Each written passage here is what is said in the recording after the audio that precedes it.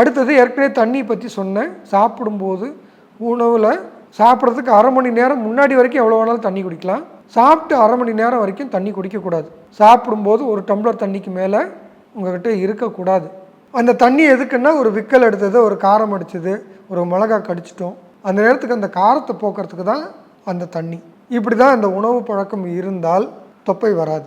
மலம் சரியாக போனால் தொப்பை வராது. ஆனால் 2 லக்னக்காரங்களுக்கு மட்டும் இது கண்ட்ரோல் இருக்காது. இது எந்த 2 லக்னம் அப்படின்னு பார்த்தீங்கன்னா, ஒன்று ரிஷபம், இன்னொரு ஒன்று விருச்சிகம். இது என்ன அமைப்புன்னு பார்த்தீங்கன்னா, ரிஷபத்துக்கு 1-6 குடையவன் சுக்கிர பகவான். ஜாதகரே தன்னுடைய நோய்களுக்கு காரணம் அப்படின்னு பலன் அங்கேயே வந்துடும். இன்னொரு விஷயம் பார்த்தீங்கன்னா, 2-5 குடையவன். இந்த உணவு மனசுக்கு ஏற்ற மாதிரி சாப்பிட்ற, பிடிச்சி சாப்பிட்றது, ரசித்து சாப்பிட்றது. அது சாப்பிடலன்னா டென்ஷன் ஆகும், சாப்பிடாமல் இருந்தாலும் சரி வராது.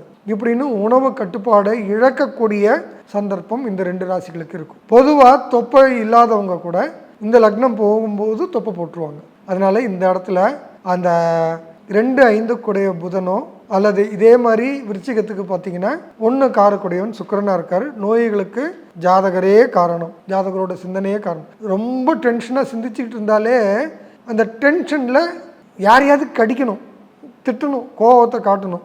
அதை காட்ட முடியாத இடத்துல இருக்கும்போது கோபத்தை கண்ட்ரோல் பண்ணும்போது வயிற்றில் இருக்கிற அமிலங்கள் அதிகமாக சுரந்து அதுவே ஜீரணத்தை அதிகம் பண்ணி, கொஞ்சம் சாப்பிட்டேன் ஆனால் கூட அதிகமாக ஜீரணமாகும். அப்போ இந்த மாதிரி நிலைமை இருக்குதுன்னா, அதிக டென்ஷன் ஆகிறதுனால அதிக செரிமானம் இருக்குதுன்னா, கொஞ்சம் சாப்பாடை 6 வேளையாக பிரித்து சாப்பிடணும். அப்படி இருந்தால் இந்த தொப்பை விழுதல், வெயிட் அதிகம் பண்ணுறதை தவிர்க்க முடியும்.